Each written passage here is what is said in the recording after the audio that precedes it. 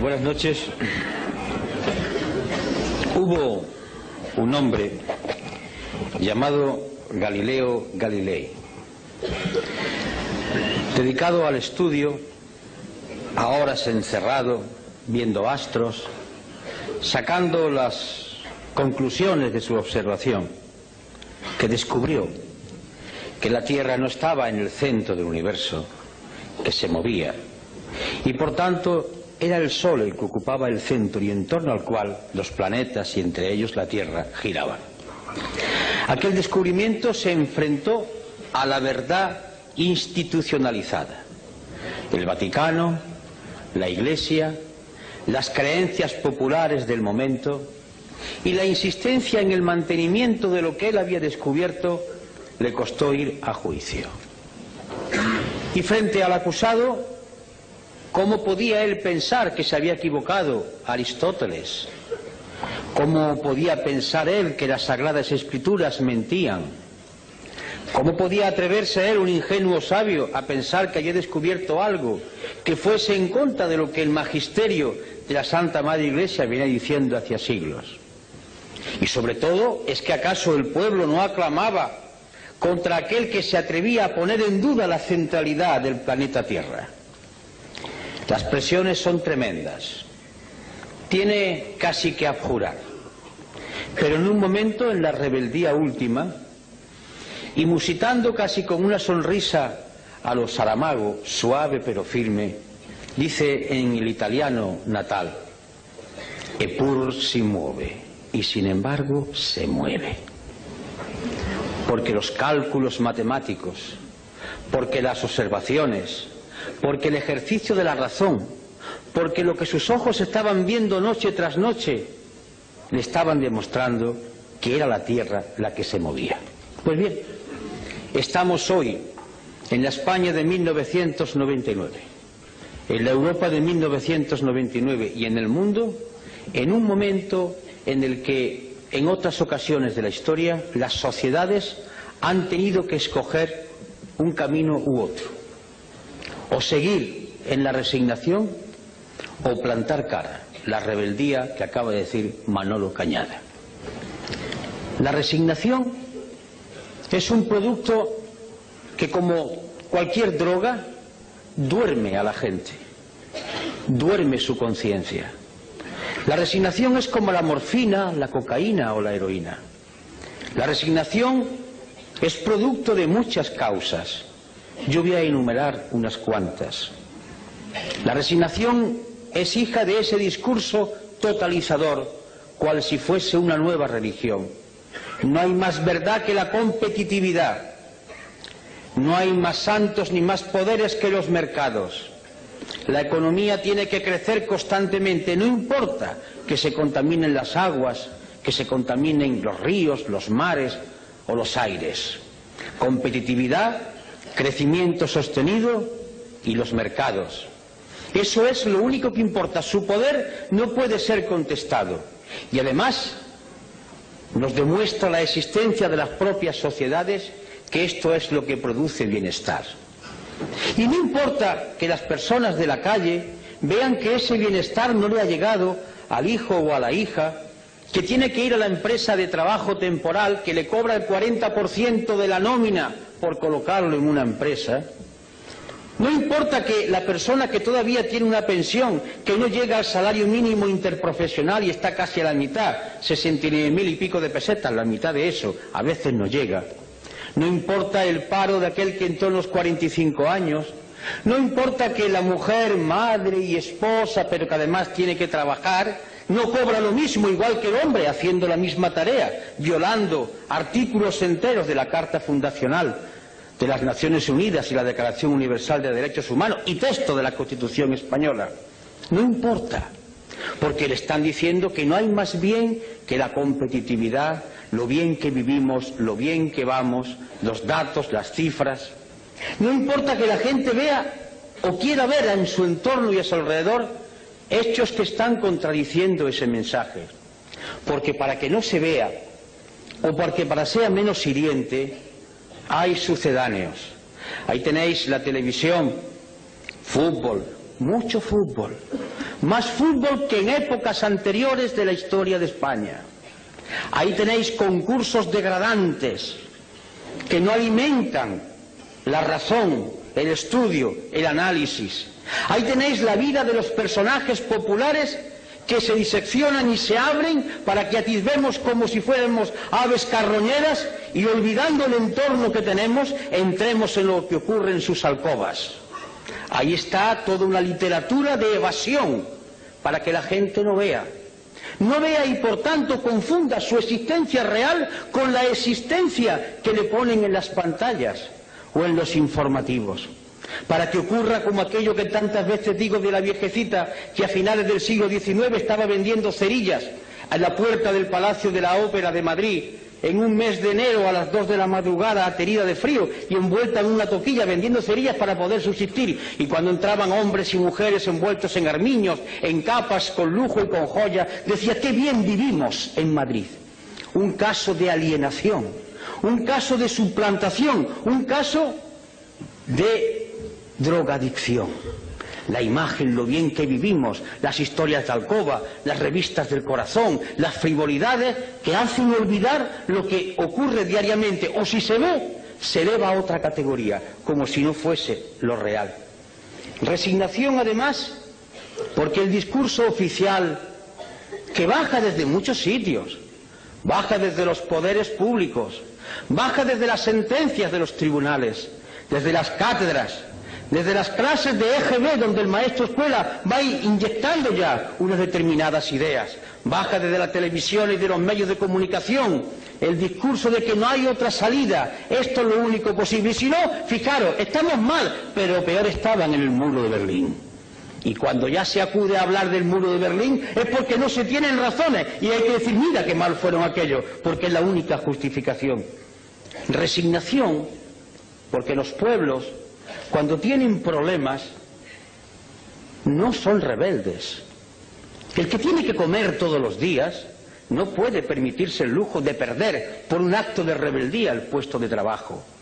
La rebeldía siempre ha surgido de aquellos que comían todos los días. De aquí la gran culpabilidad de muchos intelectuales españoles que, comiendo todos los días bien del pesebre o bien de su trabajo, no han sido capaces de decir basta a esta situación de degradación. De ahí una resignación que nace de la evidencia diaria del paro, que es cierto, de ese paro que dicen que se reduce porque la estadística dice que cuando una persona trabaja 2 horas a la semana ya no está parado. Una disminución estadística de los empleos a tiempo parcial, de las horas extraordinarias que se imponen pero que no se cobran, de la angustia si mañana poder trabajar. Eso es resignación. Resignación que cae sobre un pueblo que se da cuenta, además, o no se da cuenta porque no le gusta o no quiere verlo o no dejan verlo, que estamos yendo hacia atrás, que estamos llegando a cotas propias del siglo XIX, que aquella seguridad social para todos, que el tema del subsidio de desempleo va bajando continuamente en contra de la Declaración Universal de los Derechos Humanos o de la propia Constitución. Resignación que surge de la culpabilidad del propio parado. Uno de los éxitos, entre comillas, del sistema americano es conseguir que el pobre, que el miserable se sienta culpable de su situación. Es la filosofía calvinista, hija del protestantismo. Tú eres culpable de tu situación, no has sido capaz de triunfar. Esa es la filosofía de la sociedad americana. Y si no has triunfado es porque tú eres el responsable. Esta sociedad da oportunidades a todo el mundo. Si tú no has podido hacerlo así, tú eres el culpable. Y entonces el oprimido, el pobrecito, el esclavo se echa en la responsabilidad de su situación. Es perfecto el dominio del poder. Un dominio del poder que ya no se basa en la fuerza, en la coacción, en la utilización de la Guardia Civil o del Ejército. Se basa en un dominio mucho más terrible, más duro, el dominio de la mente. Ese opio que cae desde los aparatos de televisor, ese opio que cae desde la sentencia de los tribunales, desde los discursos políticos, que va empapando la mentalidad de la gente y va diciendo calla, calla, calla, porque si no callas puede ser peor. Esa es la resignación que se produce como consecuencia de sentirse separado, que él es el autor de su situación. Y por tanto aquel compañero que ha sido acusado de que cobró una vez indebidamente el seguro de desempleo, ¡ah, miserable, tú eres el culpable! No importa que los ladrones de alto copete sean exhibidos como figuras brillantes a enseñarle a los hijos como ejemplo a seguir, pero el miserable que ha estafado solamente un mes del seguro de desempleo es el culpable de todo lo que está ocurriendo. Eso es resignación. Resignación que surge de los medios de comunicación, y no se me enfaden las cámaras, no va con vosotros, pero va con los que tienen el poder en vuestras empresas, va contra aquellos que optan por decirle al pueblo una parte de la verdad. Resignación que consiste en dar un credo único, decir todos amén a la competitividad, a la moneda única, estamos mejor que nunca, amén, amén, amén. Es el coro como una letanía que va uniformando el pensamiento, que va haciendo seres totalmente iguales, como describía lo que podía ser el futuro Orwell en 1984. Esa resignación, por tanto, es hija de una economía, de un sistema político que confunde muchas cosas. Una información que está haciendo surgir en nuestros universitarios, en nuestros institutos, en nuestras academias, en las escuelas básicas, la cultura del sí o no, propia del ordenador. La vida está llena de colores, de tonos, y por tanto el lenguaje es mucho más vivo cuanto hay más cosas que hay que ser descritas. Sí o no, blanco o negro, derechas o izquierda. Conteste usted como el ordenador, afirmativo, negativo, afirmativo, negativo. Se busca ya no al ser humano pensante capaz de la reflexión, de la duda, de la inquietud. Se busca al esclavo sin pensamiento. Y por eso no se quiere la historia, y por eso se desdeña la memoria, porque los seres humanos somos hijos de la memoria. Yo soy lo que soy porque viví con mis padres, mis recuerdos, mi historia, mis vivencias. Yo soy la actualización de todo un pasado que está vivo. Si me quitan la memoria soy un zombi, un muerto viviente. Y queremos pueblos de muertos vivientes, que se estimulen por el último partido del Mars-Sabadrí, que se estimulen por la última historia del tal o cual conde o de tal o cual señora, que digan en los corrillos, incluso en los parlamentos y en los lugares donde había que debatirse de los problemas, se cuenten chistes de la vida privada para olvidar la tremenda realidad. Escapismo, droga. Igual que la heroína, igual que la cocaína, droga, escapismo, sedar el pensamiento, aniquilar el espíritu crítico y por tanto fomentar la resignación y frivolidad, mucha frivolidad. Y por tanto la política entendida como compraventa de votos. No importa, ¿qué es lo que quiere el pueblo? Al pueblo al cual convenientemente se le va a decir lo que quiere a través de determinados medios. Más fútbol, pues más fútbol. Pero es que yo pienso que no, es que tú tienes que decir lo que le gusta al pueblo, al cual yo, mediante medios de comunicación finísimos, le voy diciendo qué es lo que le conviene. Pero yo represento un proyecto, yo quiero explicar un proyecto, yo quiero dirigir a mi pueblo del cual formo parte para decirle el punto de vista de nuestra organización. No, no, no, lo que conviene es que ganes votos. Eso no está bien dicho. Tienes que ser respetable, tienes que hablar y decirlo políticamente correcto, el buen tono, como el chico de la burguesía del siglo XIX. Niño, eso no se hace, eso no se dice, tú lo haces por bajo cuerda, porque todo debe permanecer como si aquí no ocurriera nada. Es decir, la cultura de la hipocresía, crear una sociedad hipócrita, que miente a sabiendas, que sabe que está diciendo algo que nadie cree, pero lo importante no es decirlo, lo importante es que hay que hacerlo, pero que no se diga. Y ese cáncer va avanzando, degradando, corrompiendo y aniquilando las fuerzas para combatir. Y ese es un camino, sin duda dulce, es la muerte lenta, como se consume un brasero, como van muriendo aquellos que beben la cicuta, muerte que le dieron al gran Sócrates. Va durmiendo paulatinamente todo el organismo y se muere uno con la sonrisa en los labios, pero muere. Y el otro camino es lo que ha dicho Manolo, rebeldía. Pero la rebeldía no es un gesto altisonante, no es un grito, no es un insulto, no es una pedrada, no es una mala contestación, es mucho más profundo. La rebeldía es un grito de la inteligencia y de la voluntad que dice, y lo voy a decir en Román Paladino, no me da la gana de decirle que sí a esta actual situación. ¿Por qué? Porque no quiero. Y me niego a decirle que sí, porque entiendo que puede haber otra situación y por tanto yo no asumo esta podredumbre y no participo de ella y lucho contra ella. Y esta actitud es una actitud intelectual. Y cuando digo intelectual no quiero hablar de universitario, de la mente de cualquier ser humano. Es un posicionamiento que nace de la mente y del corazón, del fuego, del querer cambiar. Esta es la rebeldía fundamental. Lo otro son voces, son chillidos, son insultos, son graznidos. Dale caña, circo romano. No, la rebeldía no es ni más ni menos que el posicionamiento con otros valores y la decisión de hacerle frente. Rebeldía para decir que no aceptamos que la competitividad y el mercado sean los que rijan los destinos de las sociedades, que entendemos que hay una Declaración Universal de Derechos Humanos que tiene que cumplirse y que eso significa sociedad de pleno empleo, donde el hombre y la mujer sean exactamente iguales, donde no haya marginados y que costará mucho tiempo y mucho sacrificio, pero es hermoso luchar, incluso morir por eso, porque morir tenemos que morir, muramos por lo menos luchando por un ideal noble y no consumiéndonos como un brasero. Y significa esa rebeldía fundacional en cuanto a entidad humana, significa defender con esa suave ironía, con esa tranquilidad que el maestro Saramago hace, porque es una gloria verlo contestar a los periodistas con esa suave ironía, con esa tremenda dureza de fondo, pero flexibilidad en el lenguaje. Significa defender que hay valores que deben ser mantenidos, el hermoso valor de la igualdad. Como decía uno, la sangre es roja y todos la tenemos roja, no hay sangre azul. Y además, como decía otro, todos los corazones, salvo alguna excepción, están en la izquierda. Por tanto, esa igualdad que hace que los seres humanos nazcan de la misma manera. Una igualdad esencial, no igualitarismo, y por tanto dignidad de la persona por ser lo que es, persona. Y junto a la igualdad, la libertad.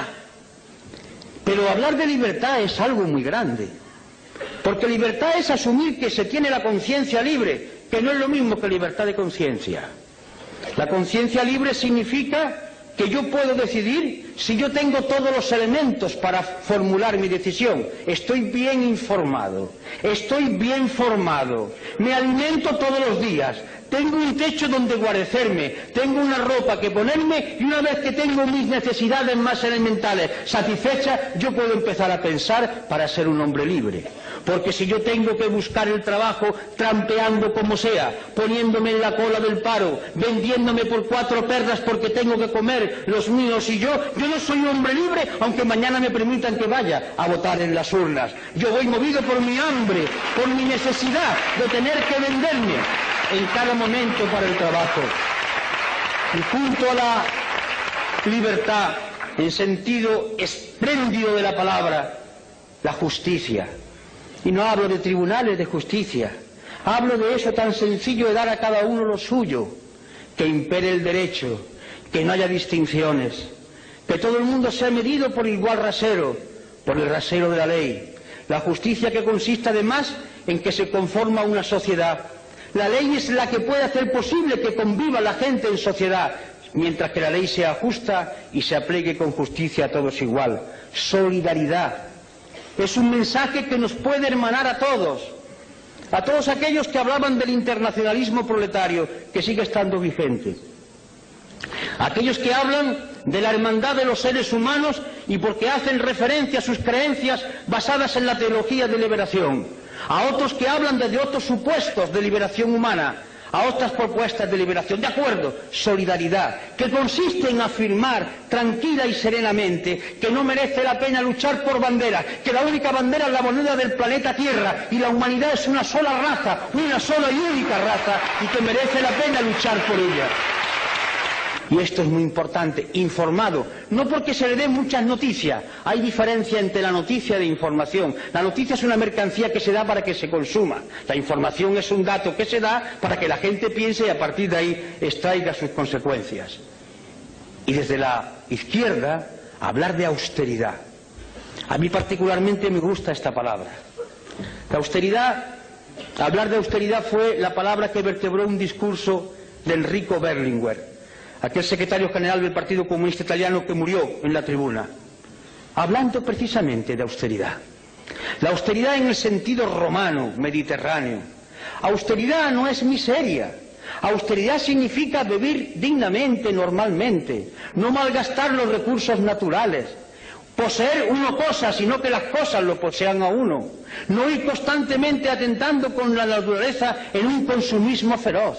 Austeridad significa tiempo libre para discutir y dialogar con los demás, para jugar, para hacer posible el amor entre seres que se conocen, para convivir en la calle, en la plaza, en el ágora griega. Austeridad que significa que la mejor manera de vivir es tener relaciones con otro en el plano de igualdad, sintiéndose hombres y mujeres libres en una sociedad democrática. Austeridad que hace que nos miran a todos como seres humanos y no por nuestra capacidad de consumo. Yo me niego como ser humano que digan que soy un español que consume tantas salchichas o tantos coches al año. Eso no es la austeridad, eso es medir al ser humano por otro talante. Austeridad, que significa, con otra palabra, sobriedad, hablar de cosas concretas, hablar de cosas que son importantes, incluso cuando se utiliza el lenguaje para crear belleza, para hacer pensar, como nuestro premio Nobel, se utiliza el lenguaje desde la sobriedad, porque las palabras, cayendo en cascada, uniéndose, recreándose constantemente, hacen pensar, hacen concebir nuevas ideas, humanizan. Esa es la austeridad y esa es la sobriedad. Y a partir de ahí es cuando comienza el discurso y la propuesta, la sociedad de pleno empleo, el desarrollo sostenible, el reparto del trabajo, es decir, el discurso rojo, verde, violeta, el discurso de la paz. Paz. Y la paz no es la ausencia de guerra. La paz, por ejemplo, es que el día 9 estemos llenando Rota, porque quieren transformar la base militar en una superbase, violando el punto tercero de lo que acordó el pueblo español en el referéndum en 1986. La paz significa que mañana 1.200 hombres y aviones españoles que cuestan un dinero no puedan entrar en la antigua Yugoslavia, porque no han sido consultados las Cortes Generales y porque se ha violado nuevamente el artículo 62 de la Constitución. Significa, por tanto, hablar de paz, paz como justicia, como entendimiento entre seres iguales que son capaces de razonar. Y bien, los mecanismos son los de siempre. La movilización. ¿Qué es movilizar? Desde la izquierda, siempre movilizar no ha sido solo llenar las calles de gente, que también. Movilizar ha sido concienciar. Nosotros existimos, los que queremos pensar por nuestra cuenta, para perturbar a los demás. Si hay aquí algún creyente, me dirijo a él o a ella, para recordarle la frase que hoy explicaba yo en la universidad cuando una persona, un compañero que era representante, parece, de la teología de la liberación, me preguntaba, y le recordaba yo un pasaje del Evangelio, de mi época pasada, soy conocedor. Decía, mirad, una de las cosas que figura en el Evangelio es cuando le preguntan a Jesús de Galilea, ¿tú qué has venido aquí a traer la paz? Dice, yo no, he venido a traer la guerra. ¿Y qué quería decir? He venido a concienciar, a perturbar. Nosotros no queremos gente tranquila, drogada, queremos gente que inquieta. Venimos a perturbar, a agitar cerebro, a mover conciencia. Existimos en la medida que movilicemos el pensamiento. Como decía en aquella iglesia que en el barrio Naranjo de Córdoba, levántate y piensa en lo más revolucionario que he visto en mi vida, porque la rebeldía empieza aquí, en la cabeza que dice, no sirvo, no me da la gana, no quiero asumir estos valores. Movilización que significa, por tanto, ese esfuerzo por pensar y por hacer pensar. Los grandes revolucionarios de la historia, la característica fundamental fue que hicieron pensar. La revolución la hicieron las gentes, las masas, los colectivos, pero el valor de ellos es el pensamiento que pusieron en marcha, es el concepto de la movilización en torno a lo concreto y con las alianzas de todo el pueblo. Por eso hacemos llamamientos, queremos unidad, pero no para repartirse sillones, para hacer programas de transformación. ¿Qué hacemos en el pueblo? ¿Qué hacemos en la comunidad autónoma? ¿Qué hacemos en España? ¿Qué hacemos en Europa? Alianzas. Alianzas entre gentes que coinciden básicamente, parece ser, por lo menos teóricamente, en que quiere cambiar el mundo. Pongámonos de acuerdo que podemos cambiar ahora, pero cambiar un sillón por otro, eso ya no es correcto, eso lo hacen los otros, desde tiempo inmemorial. Y por último, la cultura. La palabra cultura viene de cultivo, cultivarse, hacerse ser humano cada día más. La cultura no es saber muchas cosas, la cultura es captar todo aquello que la humanidad ha ido produciendo y que nos mueve desde el arte al estremecimiento por degustar la belleza, a entender cómo la humanidad ha ido superando determinados problemas. Un hombre culto no es un hombre que esté rodeado de libros, que también puede ser. Un hombre culto es un hombre que mira al mundo con mirada independiente y libre. Un hombre culto puede ser un campesino de nuestras tierras. Cuando revina, palabra que utilizan en mi tierra, está pensando, pero sabe calcular las cosas, piensa como quiere, es un hombre que tiene un tipo de cultura. Y ese hombre que a lo mejor no sabe leer, le puede dar la mano a otro culto de la universidad, que sabe más cosas, pero está en la onda de la cultura, porque ambos confluyen desde su sentido de hombres libres con capacidad para pensar. Y en fin, en el acto de hoy, donde ahora va a tomar la palabra el maestro Saramago, y dicho con todo cariño, en el sentido de ejercicio de sencillez y de hondura, la voz de Izquierda Unida esta noche no ha hablado de programas, ni Manolo ni yo. Hemos hablado, y os lo confieso, de lo que nos mueve a nosotros, a él, a mí, a José y a los demás compañeros y compañeras.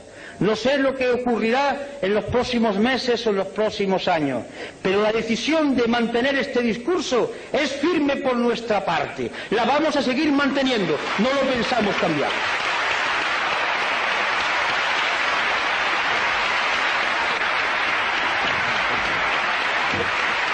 Gracias.